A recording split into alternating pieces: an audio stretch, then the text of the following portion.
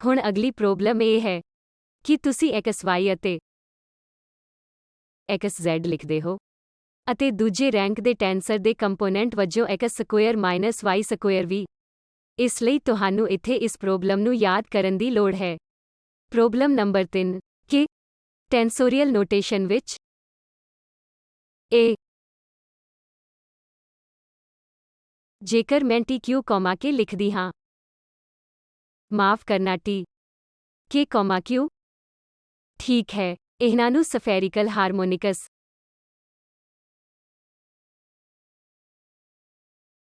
L, M, theta ਫਾਈ ਦੀ ਟਰਮਜ਼ ਵਿੱਚ ਲਿਖਿਆ ਜਾ ਸਕਦਾ ਹੈ। ਇਸ ਲਈ ਮੈਨੂੰ ਲੱਗਦਾ ਹੈ ਕਿ ਇਹ ਗੱਲਾਂ ਤੁਸੀਂ ਸਾਰੇ ਜਾਣਦੇ ਹੋ। ਤੁਸੀਂ ਸਾਰਿਆਂ ਨੇ ਆਪਣੀ ਰੈਗੂਲਰ ਕਲਾਸ ਵਿੱਚ ਦੇਖਿਆ ਹੈ ਕਿ ਟੈਂਸੋਰੀਅਲ ਨੋਟੇਸ਼ਨ ਜਾਂ ਇਹਨਾਂ ਟੈਂਸਰਜ਼ ਨੂੰ ਸਫੈਰਿਕਲ ਹਾਰਮੋਨਿਕ ਦੀ ਟਰਮਜ਼ ਵਿੱਚ ਲਿਖਿਆ ਜਾ ਸਕਦਾ ਹੈ। ਇਸ ਲਈ ਇੱਥੇ ਤੁਹਾਡੇ ਕੋਲ ਹੈ। ਤੁਸੀਂ ਲਿਖ ਸਕਦੇ ਹੋ, ਜੇਕਰ ਮੈਂ K, Q ਲਿਖਾਂ, ਇਹ K, Q ਹੈ, ਠੀਕ ਹੈ, ਥੀਟਾ ਫਾਈ। ਅਤੇ ਉਦਾਹਰਣ ਲਈ ਇਹ ਟੈਂਸਰ ਹੁਣ ਮੇਰੇ ਕੋਲ 2 Q ਹੈ। ਇਸ ਨੂੰ ਇਸ ਤਰ੍ਹਾਂ ਲਿਖਿਆ ਜਾ ਸਕਦਾ ਹੈ, ਇਹ ਰੈਂਕ 2 ਟੈਂਸਰ ਹੈ। ਜਦੋਂ ਮੈਂ K = 2 ਲਿਖਦੀ ਹਾਂ, ਇਸ ਦਾ ਮਤਲਬ ਹੈ ਕਿ ਇਹ ਇੱਕ ਰੈਂਕ 2 ਟੈਂਸਰ ਹੈ। ਠੀਕ ਹੈ, ਇਸ ਲਈ ਇਹ ਰੈਂਕ 2 ਟੈਂਸਰ ਹੈ ਅਤੇ ਕੋਈ ਵੀ 2 ਦਾ ਇੱਕ ਟੈਂਸੋਰੀਅਲ ਪ੍ਰੋਡਕਟ ਲੈ ਕੇ ਰੈਂਕ 2 ਟੈਂਸਰ ਪ੍ਰਾਪਤ ਕਰ ਸਕਦਾ ਹੈ, ਜੋ ਕਿ A sum 1, Q times B 1, Q ਹੈ। ਅਤੇ ਤੁਸੀਂ ਇੱਕ ਸਮ ਓਵਰ ਲੈਂਦੇ ਹੋ ਤਾਂ ਇਹ Q1 Q2 ਹੈ। ਇਸ ਲਈ ਜੇਕਰ ਮੈਂ Q1 Q2 ਦਾ ਸਮ ਲਵਾਂ ਤਾਂ Q1 ਕੋਈ ਵੀ ਵੈਲਿਊਜ਼ ਲੈ ਸਕਦਾ ਹੈ। ਅਤੇ ਇੱਥੇ ਕੋਐਫੀਸ਼ੀਐਂਟ ਨੂੰ ਇਸ ਤਰ੍ਹਾਂ ਲਿਖਿਆ ਜਾ ਸਕਦਾ ਹੈ, ਇਸ ਲਈ ਇਸ ਨੂੰ ਕੋਐਫੀਸ਼ੀਐਂਟ ਵਜੋਂ ਲਿਖਿਆ ਜਾ ਸਕਦਾ ਹੈ, ਜੋ ਮੈਂ ਇੱਥੇ ਮਿਸ ਕਰ ਦਿੱਤਾ ਹੈ। Q1 Q2 ਅਤੇ K, Q ਜਾਂ ਇਸ ਨੂੰ ਦਰਸਾਉਣ ਦਾ ਦੂਜਾ ਤਰੀਕਾ 1, 1, 2 Q1 Q2 Q ਹੋਵੇਗਾ। ਇਸ ਲਈ ਇਹ ਹੋਵੇਗਾ Q corresponds to K edge 2 Q1 corresponds to K edge 1 Q1 corresponds to K1 edge 1। ਇਸ ਲਈ ਟੈਂਸੋਰੀਅਲ ਰਿਪਰੈਜ਼ੈਂਟੇਸ਼ਨ ਨੂੰ ਲਿਖਣ ਲਈ ਸਾਡੇ ਕੋਲ ਮੈਟ੍ਰਿਕਸ ਹੋਣਾ ਚਾਹੀਦਾ ਹੈ, ਜਾਂ ਅਸੀਂ ਇਸ ਨੂੰ ਮੈਟ੍ਰਿਕਸ ਦੀ ਟਰਮਜ਼ ਵਿੱਚ ਲਿਖ ਸਕਦੇ ਹਾਂ। ਪਰ ਇਸ ਤੋਂ ਪਹਿਲਾਂ ਸਿਰਫ ਯਾਦ ਰੱਖੋ ਕਿ ਕੋਆਰਡੀਨੇਟਸ ਜਾਂ XYZ ਨੂੰ ਇਰਰਿਡਿਊਸਿਬਲ ਟੈਂਸਰਜ਼ ਦੀ ਟਰਮਜ਼ ਵਿੱਚ ਕਿਵੇਂ ਦਰਸਾਇਆ ਜਾਂਦਾ ਹੈ। ਇਸ ਲਈ ਦੋ ਇਰਰਿਡਿਊਸਿਬਲ ਟੈਂਸਰਜ਼ ਦੇ ਪ੍ਰੋਡਕਟ ਦੇ ਇਰਰਿਡਿਊਸਿਬਲ ਟੈਂਸਰਜ਼ ਨੂੰ ਕੈਲਕੁਲੇਟ ਕਰਨ ਲਈ ਸਾਨੂੰ ਇਹ ਜਾਣਨ ਦੀ ਜ਼ਰੂਰਤ ਹੁੰਦੀ ਹੈ ਕਿ ਉਹਨਾਂ ਨੂੰ ਰਿਡਿਊਸਿਬਲ ਫਾਰਮ ਦੀ ਟਰਮਜ਼ ਵਿੱਚ ਕਿਵੇਂ ਦਰਸਾਇਆ ਜਾਂਦਾ ਹੈ। ਇਸ ਲਈ ਰਿਡਿਊਸਿਬਲ ਫਾਰਮ ਨੂੰ ਤੁਸੀਂ ਇਰਰਿਡਿਊਸਿਬਲ ਫਾਰਮ ਦੀ ਟਰਮਜ਼ ਵਿੱਚ ਲਿਖੋਗੇ ਅਤੇ ਫਿਰ ਤੁਸੀਂ ਇਹ ਪ੍ਰੂਵ ਕਰ ਸਕਦੇ ਹੋ ਕਿ ਇਹ W ਜਾਂ ਓਮੇਗਾ ਇਹਨਾਂ ਦੋ ਇਰਰਿਡਿਊਸਿਬਲ ਟੈਂਸਰ ਦਾ ਪ੍ਰੋਡਕਟ ਹੈ ਜੋ ਸਕੇਲਰ ਹਨ। ਅਸਲ ਵਿੱਚ ਅਗਲੀ ਪ੍ਰੋਬਲਮ ਵਿੱਚ ਤੁਸੀਂ ਪ੍ਰੂਵ ਕਰੋਗੇ ਕਿ ਉਹ ਸਕੇਲਰਸ ਹਨ। ਇਸ ਲਈ ਇਹ ਇੱਕ ਜਨਰਲਾਈਜ਼ਡ ਸਟੇਟਮੈਂਟ ਹੋਵੇਗੀ ਜੋ ਅਸੀਂ ਚੌਥੀ ਪ੍ਰੋਬਲਮ ਵਿੱਚ ਦੇਖਾਂਗੇ। ਇਸ ਲਈ ਇੱਥੇ ਯਾਦ ਰੱਖਣ ਦਾ ਪੁਆਇੰਟ ਇਹ ਹੈ ਕਿ ਜੇ ਮੇਰੇ ਕੋਲ A ਹੈ, ਠੀਕ ਹੈ, ਮੈਂ A11 ਨੂੰ -x + i -x -iy ਮਾਫ ਕਰਨਾ -x -iy ਅਤੇ A1 ਨੂੰ -x ਵਜੋਂ ਲਿਖ ਸਕਦੀ ਹਾਂ, ਜੋ +x ਬਣ ਜਾਵੇਗਾ। ਇਸ ਲਈ A +x -iy ਹੋਵੇਗਾ। ਤਾਂ ਸਿੱਧੇ ਰੂਪ ਵਿੱਚ ਮੈਂ ਇੱਥੇ ਲਿਖਦੀ ਹਾਂ ਕਿ A1 +-1 ਨੂੰ -+x -i y ਲਿਖਿਆ ਗਿਆ ਹੈ ਅਤੇ A10z ਕੰਪੋਨੈਂਟ ਹੈ। AZ। ਇਸ ਨਾਲ ਅਸੀਂ ਅਸਲ ਵਿੱਚ ਸਿੱਧੇ ਤਰੀਕੇ ਨਾਲ ਮੁਲਾਂਕਣ ਕਰ ਸਕਦੇ ਹਾਂ, ਜਿਸ ਵਿੱਚ ਅਸੀਂ ਅਸਲ ਵਿੱਚ x ਲਿਖ ਸਕਦੇ ਹਾਂ, ਜਾਂ ਇੱਥੇ ਤੁਸੀਂ ਇਸ ਨੂੰ z ਦੇ ਰੂਪ ਵਿੱਚ ਲਿਖ ਸਕਦੇ ਹੋ। ਇਸ ਲਈ ਕਿਉਂਕਿ ਮੈਂ ਰੇਡੀਅਲ ਕੋਆਰਡੀਨੇਟ ਦੀ ਟਰਮਜ਼ ਵਿੱਚ ਲਿਖ ਰਹੀ ਹਾਂ, ਜਿੱਥੇ A ਰੇਡੀਅਲ ਕੋਆਰਡੀਨੇਟ ਹੈ। ਠੀਕ ਹੈ, ਇਸ ਲਈ ਜਦੋਂ ਇਹ ਇੱਕ ਰੇਡੀਅਲ ਕੋਆਰਡੀਨੇਟ ਹੁੰਦਾ ਹੈ ਤਾਂ ਤੁਸੀਂ x plus iy ਦੀ ਟਰਮਜ਼ ਵਿੱਚ ਲਿਖ ਸਕਦੇ ਹੋ ਅਤੇ a10 z ਕੰਪੋਨੈਂਟ ਹੋਵੇਗਾ। ਜੇਕਰ ਮੈਂ ਇਹਨੂੰ ਮੋਮੈਂਟਮ ਆਪਰੇਟਰ ਵਜੋਂ ਲਿਖ ਰਹੀ ਹਾਂ ਤਾਂ ਇਹ px py pz ਹੋਵੇਗਾ। ਜੇਕਰ ਮੈਂ ਵੈਕਟਰ ਪੋਟੈਂਸ਼ੀਅਲ ਦੀ ਟਰਮਜ਼ ਵਿੱਚ ਲਿਖ ਰਹੀ ਹਾਂ ਤਾਂ ਇਹ x ay az ਹੋਵੇਗਾ। ਦੁਬਾਰਾ ਰੂਪ ਉਹੀ ਰਹੇਗਾ, ਇਸ ਲਈ x ਨੂੰ ax ਜਾਂ px ਨਾਲ ਬਦਲ ਦਿੱਤਾ ਜਾਵੇਗਾ, y ਨੂੰ ay ਜਾਂ py ਨਾਲ ਬਦਲ ਦਿੱਤਾ ਜਾਵੇਗਾ, z ਨੂੰ az ਜਾਂ pz ਨਾਲ ਬਦਲ ਦਿੱਤਾ ਜਾਵੇਗਾ। ਤੁਹਾਨੂੰ ਇਸ ਪਰਿਭਾਸ਼ਾ ਨੂੰ ਅਸਲ ਵਿੱਚ ਪ੍ਰੋਬਲਮ ਸ਼ੁਰੂ ਕਰਨ ਤੋਂ ਪਹਿਲਾਂ ਧਿਆਨ ਵਿੱਚ ਰੱਖਣਾ ਹੋਵੇਗਾ। ਇਸ ਲਈ ਅਸੀਂ ਅਗਲੇ ਪੁਆਇੰਟ ਤੇ ਜਾਵਾਂਗੇ, ਜਿਸ ਵਿੱਚ ਮੈਂ ਇਹ t ਲਿਖਾਂਗੀ। ਹੁਣ ਇੱਥੇ ਕਿ 2 ਦੇ ਇਕੁਅਲ ਹੈ ਜੋ ਕਿ second order tensor rank 2 tensor ਹੈ ਅਤੇ q2 ਦੇ ਇਕੁਅਲ ਹੈ।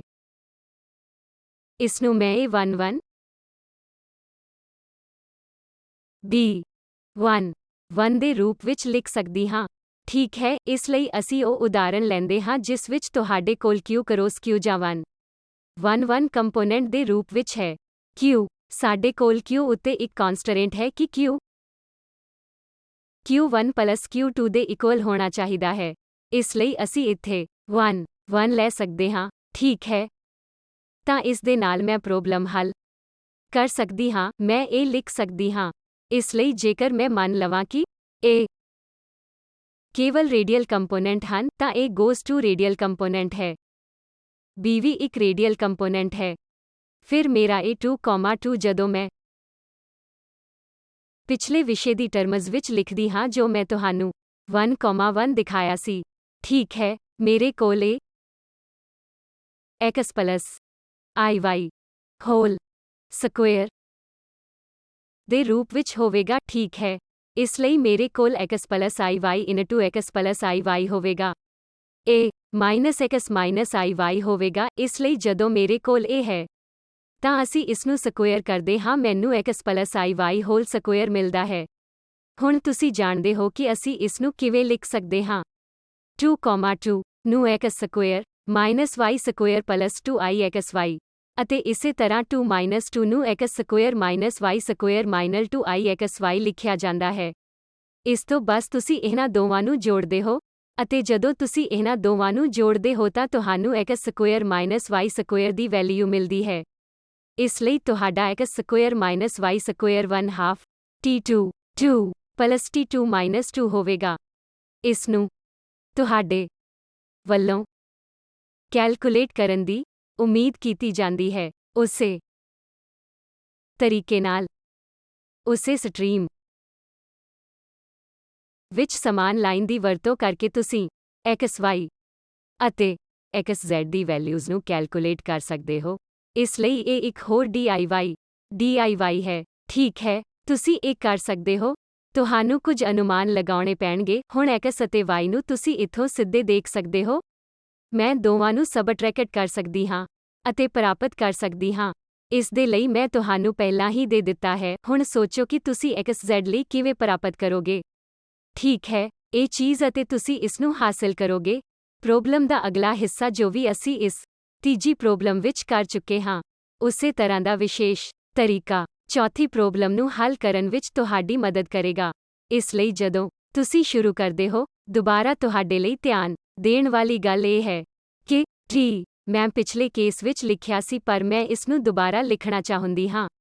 Minus plus x minus iy t1, 0 ਹੋਰ ਕੁਝ ਨਹੀਂ ਬਲਕਿ z ਕੰਪੋਨੈਂਟ ਹੈ।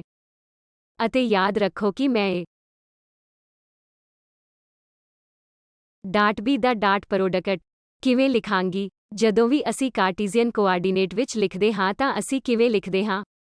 ਅਸੀਂ ਇਸ ਨੂੰ ax bx plus ay by az bz ਦੇ ਰੂਪ ਵਿੱਚ ਲਿਖਦੇ ਹਾਂ। ਠੀਕ ਹੈ, ਇਸ ਲਈ ਮੈਨੂੰ ਇਸ ਨੂੰ ਤੁਹਾਡੇ ਲਈ ਸਭ ax bx plus ay by plus az bz ਲਿਖਣ ਦਿਓ। ਮੈਂ ਇਸ ਤਰ੍ਹਾਂ ਲਿਖਦੀ ਹਾਂ। ਹੁਣ ਅਸੀਂ ਇਸ ਨੂੰ ਇਰਰੀਡਿਊਸਿਬਲ ਟੈਂਸਰਸ ਦੀ ਟਰਮਜ਼ ਵਿੱਚ ਕਰਦੇ ਹਾਂ। ਇਹ ਕੀਤਾ ਜਾ ਸਕਦਾ ਹੈ।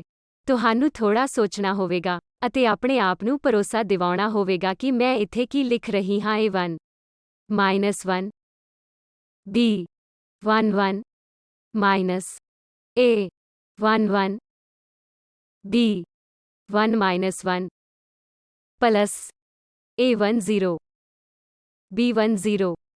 ਇਸ ਲਈ ਇਹ ਮੈਂ ਬਿਨਾਂ ਸੋਚੇ ਸਮਝੇ ਪ੍ਰਾਪਤ ਨਹੀਂ ਕਰ ਰਹੀ। ਤੁਹਾਨੂੰ ਇਸ ਨੂੰ ਦੁਬਾਰਾ ਲਿਖਣਾ ਪਵੇਗਾ ਜਾਂ ਤੁਸੀਂ ਉਸ ਫੋਰਮ ਵਿੱਚ ਲਿਖ ਕੇ ਸ਼ੁਰੂ ਕਰ ਸਕਦੇ ਹੋ ਜਿਸ ਵਿੱਚ ਤੁਹਾਡੇ ਕੋਲ A ਅਤੇ B ਦੀ ਪੋਸੀਬਲ ਵੈਲਿਊ ਹੋ ਸਕਦੀ ਹੈ।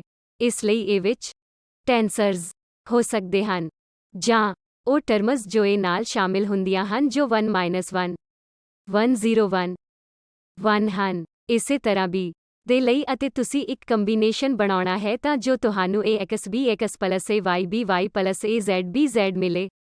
ਇਸ ਲਈ ਇਹ ਤੁਸੀਂ ਕੋਸ਼ਿਸ਼ ਕਰ ਸਕਦੇ ਹੋ ਕਿ ਇਹ ਟ੍ਰਾਂਜੀਸ਼ਨ ਜਾਂ ਹੋਰ ਤਰੀਕੇ ਨਾਲ ਇਸ ਨੂੰ ਕਿਵੇਂ ਕਰਨਾ ਹੈ। ਤੁਸੀਂ ਇਸ ਨਾਲ ਸ਼ੁਰੂ ਕਰ ਸਕਦੇ ਹੋ ਅਤੇ ਟਰਮ ਪ੍ਰਾਪਤ ਕਰ ਸਕਦੇ ਹੋ। ਹੁਣ ਮੈਨੂੰ ਇਹ ਟਰਮ ਕੰਪੈਕਟ ਨੋਟੇਸ਼ਨ ਵਿੱਚ ਲਿਖਣ ਦਿਓ। ਤਾਂ ਕੰਪੈਕਟ ਨੋਟੇਸ਼ਨ ਕੀ ਹੈ ਜੋ ਮੈਂ ਇੱਥੇ ਸੋਚ ਸਕਦੀ ਹਾਂ? ਉਹ ਇਹ ਹੈ, ਮੇਰੇ ਕੋਲ ਸਭ ਵਿੱਚ 1 ਹੈ ਅਤੇ Q ਬਦਲ ਰਿਹਾ ਹੈ। Q -1 ਜਾਂ 1 ਜਾਂ 0 ਹੈ ਜਾਂ ਤਾਂ A 1 0 ਜਾਂ -1 ਹੈ। ਇਸ ਲਈ ਮੈਂ ਸਮੇਸ਼ਨ ਓਵਰ Q ਲੈ ਸਕਦੀ ਹਾਂ ਜੋ ਹੈ 1 ਤੋਂ -1 ਤੋਂ 1 ਟਾਈਮਸ B 1 Q। ਤੁਸੀਂ ਇੱਥੇ ਦੇਖ ਸਕਦੇ ਹੋ ਕਿ B ਵੱਖਰੀ ਵੈਲਿਊ ਲੈ ਰਿਹਾ ਹੈ। ਇਸ ਲਈ ਮੈਂ ਇਸ ਨੂੰ ਇਸ ਤਰ੍ਹਾਂ ਲਿਖਦੀ ਹਾਂ ਅਤੇ ਮੇਰੇ ਕੋਲ -1 ਟਾਈਮਸ Q ਦਾ ਫੈਕਟਰ ਹੈ। ਇਸ ਲਈ ਮੇਰੇ ਕੋਲ ਇਹ ਕੰਪੈਕਟ ਨੋਟੇਸ਼ਨ ਦੇ ਰੂਪ ਵਿੱਚ ਹੋਵੇਗਾ। ਇਸ ਲਈ ਮੇਰੇ ਕੋਲ 3 ਟਰਮਜ਼ ਹਨ। ਤੁਸੀਂ ਇਸ ਨੂੰ ਇਸ ਸਟੈਪ ਤੇ ਦੁਬਾਰਾ ਚੈੱਕ ਕਰ ਸਕਦੇ ਹੋ। ਇਹ ਬਹੁਤ ਆਸਾਨ ਹੈ ਅਤੇ ਇਹ ਪ੍ਰੂਵ ਕਰਨ ਲਈ ਕਿ ਇਹ ਡਾਟ B ਇੱਕ ਸਕੇਲਰ ਹੈ ਜੋ ਤੁਹਾਨੂੰ ਕਰਨਾ ਪਵੇਗਾ ਉਹ ਇਹ ਕਿ ਤੁਹਾਨੂੰ ਇਰਰਿਡਿਊਸਿਬਲ ਟੈਂਸਰ ਦੀ ਟਰਮਜ਼ ਵਿੱਚ ਸਕੇਲਰ ਪ੍ਰੋਡਕਟ ਲਿਖਣਾ ਪਵੇਗਾ। ਇਸ ਲਈ ਹੁਣ ਤੁਸੀਂ ਜਾਣਦੇ ਹੋ ਕਿ ਇਹ ਰਿਡਿਊਸਿਬਲ ਟੈਂਸਰ ਰਿਡਿਊਸਿਬਲ ਆਪਰੇਟਰਸ ਜਾਂ ਟਰਮਜ਼ ਹਨ ਜਿਸ ਨੂੰ ਅਸੀਂ ਇਰਰਿਡਿਊਸਿਬਲ ਰਿਪਰੈਜ਼ੈਂਟੇਸ਼ਨ ਦੇ ਰੂਪ ਵਿੱਚ ਲਿਖਿਆ ਹੈ। ਅਤੇ ਮੈਂ ਤੁਹਾਨੂੰ ਇੱਕ ਹਿੰਟ ਦਿੰਦੀ ਹਾਂ ਜਿਸ ਦੀ ਤੁਸੀਂ ਵਰਤੋਂ ਕਰਦੇ ਹੋ। ਜੇਕਰ ਤੁਸੀਂ ਦਿਖਾ ਸਕਦੇ ਹੋ, ਇਸ ਨੂੰ ਓਮੇਗਾ ਕਿਹਾ ਗਿਆ ਸੀ, ਠੀਕ ਹੈ। ਪ੍ਰਸ਼ਨ ਵਿੱਚ ਐਕਸਪ੍ਰੈਸ਼ਨ ਵਿੱਚ ਇਹ ਟਰਮ ਓਮੇਗਾ ਹੈ। ਜੇਕਰ ਤੁਸੀਂ ਇਹ ਪ੍ਰੂਵ ਕਰ ਸਕਦੇ ਹੋ ਕਿ ਜੇ ਪਲਸ ਮਾਈਨਸ ਓਮੇਗਾ 0 ਦੇ ਇਕੁਅਲ ਹੈ ਅਤੇ ਜੇ Z ਓਮੇਗਾ 0 ਦੇ ਇਕੁਅਲ ਹੈ, ਤਾਂ ਤੁਸੀਂ ਅਸਿੱਧੇ ਤੌਰ ਤੇ ਦਿਖਾ ਰਹੇ ਹੋ ਕਿ ਓਮੇਗਾ ਇੱਕ ਸਕੇਲਰ ਹੈ। ਇਸ ਲਈ ਜਦੋਂ ਤੁਹਾਡੇ ਕੋਲ ਸਕੇਲਰ ਦੇ ਨਾਲ ਇੱਕ ਆਪਰੇਟਰ ਦਾ ਕਮਿਊਟੇਟਰ ਹੁੰਦਾ ਹੈ ਤਾਂ ਇਸ ਨੋਟੇਸ਼ਨ ਦੁਆਰਾ ਇਹ ਹਮੇਸ਼ਾ 0 ਹੁੰਦਾ ਹੈ, ਤੁਸੀਂ ਜਾਣਦੇ ਹੋ। ਪਰ ਇਹ ਕੰਮ ਕਰਨ ਲਈ ਤੁਹਾਨੂੰ ਇਹ ਪਤਾ ਹੋਣਾ ਚਾਹੀਦਾ ਹੈ ਕਿ ਇਹਨਾਂ ਰਿਡਿਊਸਿਬਲ ਟੈਂਸਰ ਇਰਰਿਡਿਊਸਿਬਲ ਟੈਂਸਰ ਦੇ ਨਾਲ ਜੇ ਪਲਸ ਜੇ ਮਾਈਨਸ ਅਤੇ ਜੇ Z ਦਾ ਕਮਿਊਟੇਟਰ ਕੀ ਹੈ। ਇਸ ਲਈ ਮੈਂ ਤੁਹਾਨੂੰ ਇੱਕ ਹੋਰ ਹਿੰਟ ਦੇਵਾਂਗੀ ਜੋ ਤੁਹਾਡੀ ਪ੍ਰੋਬਲਮ ਨੂੰ ਬਹੁਤ ਸੌਖਾ ਬਣਾ ਦੇਵੇਗਾ। ਇਸ ਲਈ ਇਹ JK, Q ਹੈ ਜੋ QH ਕਰੋਸ ਹੈ। ਅਸੀਂ ਇਸ ਨੂੰ ਪਹਿਲਾਂ ਵੀ ਦੇਖਿਆ ਹੈ। ਤੁਸੀਂ ਇਸ ਨੂੰ ਪ੍ਰੋਬਲਮਾਂ ਵਿੱਚ ਦੇਖਿਆ ਹੈ ਜਿੱਥੇ ਸਾਡੇ ਕੋਲ ਲੀਨੀਅਰ ਆਪਰੇਟਰਸ ਹਨ ਅਤੇ ਅਸੀਂ ਇਸ ਕਿਸਮ ਦੇ ਕਮਿਊਟੇਟਰ ਬ੍ਰੈਕਟਸ ਬਾਰੇ ਚਰਚਾ ਕੀਤੀ ਹੈ। ਇਸ ਲਈ ਇਹ ਤੁਹਾਡੇ ਲਈ ਕੋਈ ਨਵੀਂ ਗੱਲ ਨਹੀਂ ਹੈ, ਪਰ ਸਿਰਫ ਤੁਹਾਡੇ ਸਭ ਲਈ ਇਸ ਨੂੰ ਰੀਕੋਲੈਕਟ ਕਰਨ ਦੀ ਕੋਸ਼ਿਸ਼ ਕਰ ਰਹੀ ਹਾਂ ਤਾਂ ਜੋ ਤੁਸੀਂ ਇਸ ਨੂੰ ਸਿੱਧੇ ਤੌਰ ਤੇ ਪ੍ਰੋਬਲਮਾਂ ਵਿੱਚ ਲਾਗੂ ਕਰ ਸਕੋ। ਇੱਥੇ ਮੈਨੂੰ ਪਲਸ ਅਤੇ ਮਾਈਨਸ ਬਾਰੇ ਪੱਕਾ ਪਤਾ ਨਹੀਂ ਹੈ, ਇਸ ਲਈ ਮੈਂ ਇਸ ਨੂੰ ਪਲਸ ਮਾਈਨਸ ਦੇ ਤੌਰ ਤੇ ਲਿਖਦੀ ਹਾਂ। ਤੁਹਾਡੇ ਕੋਲ ਇਹ h ਕਰੋ ਸਕੁਏਅਰ ਰੂਟ ਆਫ Q ਕੀ plus Q into K minus Q plus ਜਾਂ ਮਾਈਨਸ ਹੋਵੇਗਾ। ਇਸ ਲਈ ਤੁਸੀਂ ਉਹ ਹਿੱਸਾ ਚੈੱਕ ਕਰ ਸਕਦੇ ਹੋ, ਪਰ ਤੁਹਾਡੇ ਕੋਲ ਪਹਿਲਾਂ ਤੋਂ ਹੀ ਹੈ। ਪਰ ਇਹ ਸਿਰਫ ਇੱਕ ਆਊਟਲਾਈਨ, ਇੱਕ ਹਿੰਟ ਹੈ ਤਾਂ ਜੋ ਤੁਸੀਂ ਚੌਥੀ ਪ੍ਰੋਬਲਮ ਲਈ ਜਾ ਸਕੋ। ਠੀਕ ਹੈ, ਇਸ ਪੁਆਇੰਟ ਤੇ ਪੰਜਵੀਂ ਪ੍ਰੋਬਲਮ ਅਸੀਂ ਅਸਲ ਵਿੱਚ ਛੱਡ ਸਕਦੇ ਹਾਂ, ਪਰ ਕਿਉਂਕਿ ਇਹ ਟਿਊਟੋਰੀਅਲ ਦਾ ਹਿੱਸਾ ਹੈ ਮੈਂ ਇਸ ਬਾਰੇ ਚਰਚਾ ਕਰਾਂਗੀ। ਜੇਕਰ ਇਹ ਬਹੁਤ ਸਪਸ਼ਟ ਨਹੀਂ ਹੈ ਤਾਂ ਅਗਲੇ ਟਿਊਟੋਰੀਅਲ ਵਿੱਚ ਅਸੀਂ ਅਜਿਹੀ ਐਕਸਰਸਾਈਜ਼ ਅਜਿਹੀ ਪ੍ਰੋਬਲਮ ਨੂੰ ਦੁਹਰਾਉਣ ਜਾ ਰਹੇ ਹਾਂ। ਇਸ ਲਈ ਤੁਹਾਨੂੰ ਬਹੁਤ ਜ਼ਿਆਦਾ ਘਬਰਾਉਣ ਦੀ ਲੋੜ ਨਹੀਂ ਹੈ ਜੇਕਰ ਤੁਹਾਨੂੰ ਯਕੀਨ ਨਹੀਂ ਕਿ ਕੀ ਹੋ ਰਿਹਾ ਹੈ, ਕਿਉਂਕਿ ਵਿਗਨਰ ਆਪਰੇਟਰ ਵਿਗਨਰ ਇਕॉर्ड ਥਿਓਰਮ ਦੀ ਚਰਚਾ ਆਉਣ ਵਾਲੇ ਲੈਕਚਰਾਂ ਵਿੱਚ ਕੀਤੀ ਜਾਵੇਗੀ। ਇਸ ਲਈ ਪਿਛਲੇ ਟਿਊਟੋਰੀਅਲ ਵਿੱਚ ਹਰ ਚੀਜ਼ ਦਾ ਸੰਖੇਪ ਵਿੱਚ ਦੁਹਰਾਓ ਹੋਣਾ ਚਾਹੀਦਾ ਹੈ। ਇਸ ਲਈ ਤੁਹਾਨੂੰ ਦਿੱਤੀ ਗਈ ਪ੍ਰੋਬਲਮ 3 ਸਪੈਸ਼ ਡਾਇਮੈਂਸ਼ਨ ਵਿੱਚ ਇੱਕ ਰੋਟੇਸ਼ਨਲੀ ਇਨਵੇਰੀਐਂਟ ਸਿਸਟਮ ਵਿੱਚ ਹੈ ਡਾਇਪੋਲ ਮੋਮੈਂਟ ਦੇ Z ਕੰਪੋਨੈਂਟ ਦਾ ਮੈਟ੍ਰਿਕਸ ਐਲੀਮੈਂਟ ਜੋ ਕਿ ਡਾਇਪੋਲ ਮੋਮੈਂਟ ਦਾ ਹਾਫ Z ਕੰਪੋਨੈਂਟ ਹੈ ਜੋ ਤੁਹਾਨੂੰ A ਵੈਲਿਊ ਦੇ ਰੂਪ ਵਿੱਚ ਦਿੱਤਾ ਗਿਆ ਹੈ ਅਤੇ A ਦੀ ਟਰਮਜ਼ ਵਿੱਚ ਸਾਨੂੰ ਡਾਇਪੋਲ ਮੋਮੈਂਟ ਦੇ x ਕੰਪੋਨੈਂਟ ਦਾ ਪਤਾ ਲਗਾਉਣਾ ਹੋਵੇਗਾ ਅਤੇ ਕੁਝ ਹਿੰਟ ਤੁਹਾਨੂੰ ਦਿੱਤਾ ਗਿਆ ਹੈ। ਠੀਕ ਹੈ, ਇਸ ਤੋਂ ਪਹਿਲਾਂ ਕਿ ਅਸੀਂ ਅਸਲ ਵਿੱਚ ਇਸ ਪ੍ਰੋਬਲਮ ਵੱਲ ਅੱਗੇ ਵਧੀਏ, ਮੈਂ ਜੋ ਕਹਿਣਾ ਚਾਹੁੰਦੀ ਹਾਂ ਉਹ ਮੈਂ ਇੱਥੇ ਕਰਾਂਗੀ। ਮੈਂ ਇੱਥੇ ਇਹ ਕਰਾਂਗੀ ਕਿ ਮੈਂ ਤੁਹਾਨੂੰ ਇੱਕ ਉਦਾਹਰਣ ਦੇਵਾਂਗੀ ਜਿਸ ਵਿੱਚ ਤੁਸੀਂ ਸਮਝ ਜਾਓਗੇ ਕਿ ਇਸ ਪ੍ਰੋਬਲਮ ਵਿੱਚ ਅਸਲ ਵਿੱਚ ਕੀ ਕੀਤਾ ਜਾ ਰਿਹਾ ਹੈ। ਇਸ ਲਈ ਗੱਲ ਇਹ ਹੈ ਕਿ ਜਦੋਂ ਤੁਸੀਂ ਕੁਝ ਮੈਜ਼ਰਮੈਂਟ ਕਰਦੇ ਹੋ ਤਾਂ ਤੁਹਾਨੂੰ Z ਕੰਪੋਨੈਂਟ ਦੀ ਆਉਟਪੁੱਟ ਦਿੱਤੀ ਜਾਂਦੀ ਹੈ। ਐਕਸਪੈਰੀਮੈਂਟ ਤੁਹਾਨੂੰ Z ਕੰਪੋਨੈਂਟ ਦੀ ਆਉਟਪੁੱਟ ਦਿੰਦੇ ਹਨ ਅਤੇ ਤੁਸੀਂ ਅਸਲ ਵਿੱਚ ਚਾਹੁੰਦੇ ਹੋ ਕਿ ਜਦੋਂ ਤੁਸੀਂ ਪ੍ਰਯੋਗ ਕਰ ਰਹੇ ਹੋਵੋ ਤਾਂ ਤੁਸੀਂ ਇੱਥੇ ਕਿਸੇ ਹੋਰ ਕੁਆਂਟੀਟੀ ਦਾ ਡੇਟਾ ਚਾਹੁੰਦੇ ਹੋ। ਇੱਥੇ ਤੁਹਾਡੇ ਕੋਲ PZ ਹੈ। ਇਸ ਲਈ PZ ਪ੍ਰਾਪਤ ਕਰਨ ਲਈ ਤੁਸੀਂ ਮੈਜ਼ਰਮੈਂਟ ਨਹੀਂ ਕਰ ਸਕਦੇ ਹੋ, ਪਰ ਕੋਈ ਤਰੀਕਾ ਹੈ ਜਿਸ ਨਾਲ ਤੁਸੀਂ PZ Px ਪ੍ਰਾਪਤ ਕਰ ਸਕਦੇ ਹੋ। ਇਸ ਲਈ ਵਿਗਨਰ-ਈਕੋਟ ਥਿਓਰਮ ਦੀ ਵਰਤੋਂ ਕਰਕੇ Px ਪ੍ਰਾਪਤ ਕੀਤਾ ਜਾ ਸਕਦਾ ਹੈ। ਜਦੋਂ ਤੁਸੀਂ ਵਿਗਨਰ-ਈਕੋਟ ਥਿਓਰਮ ਦੀ ਵਰਤੋਂ ਕਰਦੇ ਹੋ ਤਾਂ ਤੁਹਾਨੂੰ ਓਬਜ਼ਰਵੇਬਲ ਦੀ ਸਹੀ ਵੈਲਿਊ ਨਹੀਂ ਮਿਲੇਗੀ, ਤੁਸੀਂ ਧਿਆਨ ਦਿਓ। ਪਰ ਤੁਸੀਂ ਗਿਆਤ ਓਬਜ਼ਰਵੇਬਲ ਦੀ ਟਰਮਜ਼ ਵਿੱਚ ਦੁਬਾਰਾ ਲਿਖ ਸਕਦੇ ਹੋ। ਇਸ ਦਾ ਮਤਲਬ ਹੈ ਕਿ ਇਸ ਪ੍ਰੋਬਲਮ ਵਿੱਚ ਤੁਸੀਂ PZ ਨੂੰ ਇਸ ਤਰ੍ਹਾਂ ਲਿਖ ਸਕਦੇ ਹੋ ਜਾਂ ਤੁਸੀਂ PZ ਅਤੇ Px ਦਾ ਅਨੁਪਾਤ ਲੈਂਦੇ ਹੋ।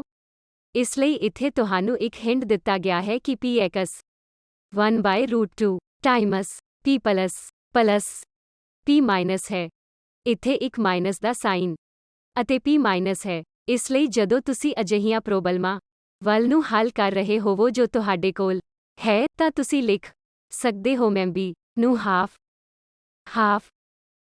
Px ਹਾਫ ਵਜੋਂ ਲਿਖਦੀ ਹਾਂ। ਇਹੀ ਹੈ ਜੋ ਪੁੱਛਿਆ ਗਿਆ ਹੈ। ਠੀਕ ਹੈ, ਇੱਥੇ ਮਾਈਨਸ ਦਾ ਸਾਈਨ ਹੈ। ਠੀਕ ਹੈ, ਮੈਂ ਕੌਮਿਆਂ ਨੂੰ ਸਕਿਪ ਕਰ ਦਿੱਤਾ ਹੈ ਪਰ ਤੁਸੀਂ ਸਮਝ ਸਕਦੇ ਹੋ। ਇਸ ਲਈ ਮੈਂ ਇਸ ਨੂੰ P ਪਲਸ ਅਤੇ P ਮਾਈਨਸ ਦੇ ਰੂਪ ਵਿੱਚ ਲਿਖ ਸਕਦੀ ਹਾਂ। ਬੇਸ਼ੱਕ P ਮਾਈਨਸ ਇਸ ਤੇ ਕੰਮ ਨਹੀਂ ਕਰੇਗਾ, P ਪਲਸ ਇਸ ਤੇ ਕੰਮ ਕਰੇਗਾ ਤਾਂ ਇਹ ਹੋਵੇਗਾ। ਇਹ ਸਾਨੂੰ ਸਿਰਫ ਨਾਨ ਜ਼ੀਰੋ ਕੰਟਰੀਬਿਊਸ਼ਨ ਦੇਵੇਗਾ। ਇਸ ਲਈ ਇਹ ਮੈਨੂੰ minus half P plus half minus half ਦੇਵੇਗਾ। ਹੁਣ ਦੁਬਾਰਾ ਤੁਹਾਨੂੰ ਇਸ ਨੂੰ ਇਰਰਿਡਿਊਸਿਬਲ ਟੈਂਸਰ ਦੀ ਟਰਮਜ਼ ਵਿੱਚ ਲਿਖਣਾ ਪਵੇਗਾ। ਜਦੋਂ ਮੈਂ ਇਸ ਨੂੰ ਇਰਰਿਡਿਊਸਿਬਲ ਟੈਂਸਰ ਦੀ ਟਰਮਜ਼ ਵਿੱਚ ਲਿਖਦੀ ਹਾਂ ਤਾਂ ਮੈਨੂੰ ਕੀ ਪ੍ਰਾਪਤ ਹੁੰਦਾ ਹੈ?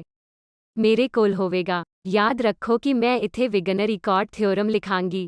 ਜਾਂ ਆਓ ਪਹਿਲਾਂ ਇਰਰਿਡਿਊਸਿਬਲ ਟੈਂਸਰ ਹਿੱਸੇ ਵੱਲ ਵਧਦੇ ਹਾਂ ਅਤੇ ਫਿਰ ਮੈਂ ਵਿਗਨਰ-ਈਕੋਟ ਥਿਓਰਮ ਲਿਖਦੀ ਹਾਂ ਤਾਂ ਇਹ ਹੋਰ ਕੁਝ ਨਹੀਂ ਬਲਕਿ ਹਾਫ ਹੋਵੇਗਾ। ਇੱਥੇ ਮੇਰੇ ਕੋਲ 1 ਹਾਫ ਮਾਈਨਸ ਹਾਫ ਹੋਵੇਗਾ। ਇਸ ਲਈ ਇਸ ਨਾਲ ਤੁਸੀਂ ਅੱਗੇ ਜਾ ਸਕਦੇ ਹੋ ਅਤੇ ਵਿਗਨਰ-ਈਕੋਟ ਥਿਓਰਮ ਲਿਖ ਸਕਦੇ ਹੋ। ਇਸ ਲਈ ਵਿਗਨਰ-ਈਕੋਟ ਥਿਓਰਮ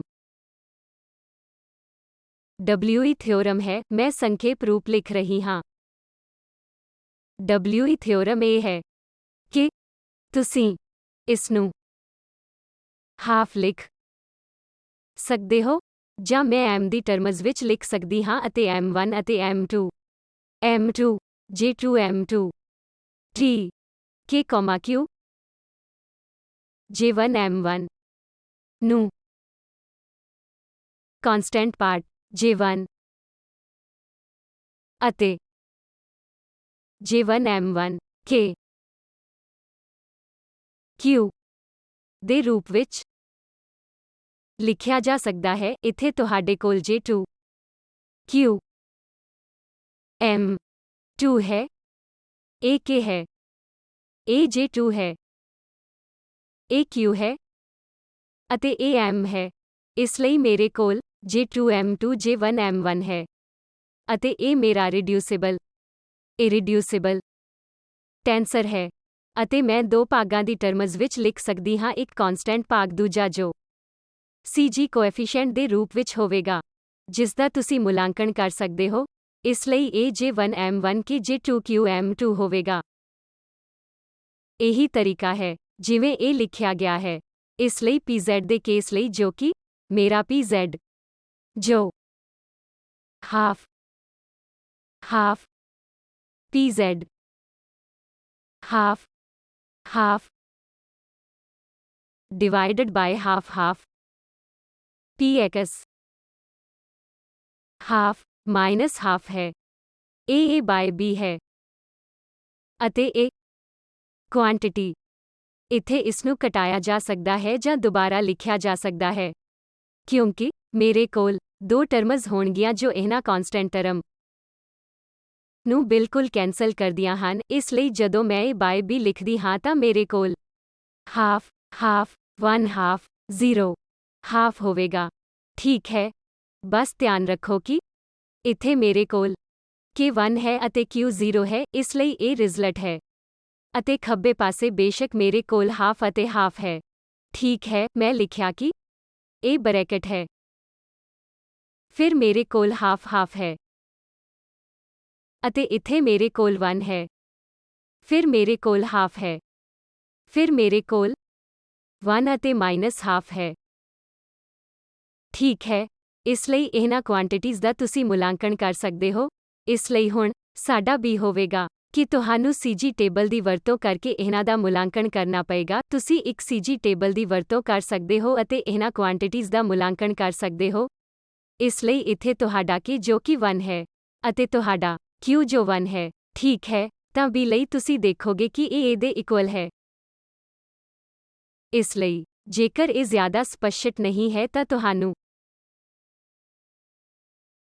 ਅਗਲੇ ਟਿਊਟੋਰੀਅਲ ਵਿੱਚ ਇਸ ਪ੍ਰੋਬਲਮ ਦਾ ਸਾਰ ਪਤਾ ਲੱਗੇਗਾ। ਇਸ ਲਈ ਆਓ ਇੱਥੇ ਸਮਾਪਤ ਕਰਦੇ ਹਾਂ ਅਤੇ ਅਸੀਂ ਅਗਲੇ ਸੈਸ਼ਨ ਵਿੱਚ ਅਗਲੇ ਟਿਊਟੋਰੀਅਲ ਲਈ ਕੰਟੀਨਿਊ ਰੱਖਾਂਗੇ ਜੋ ਫਾਈਨਲ ਸੈਸ਼ਨ ਹੋਵੇਗਾ।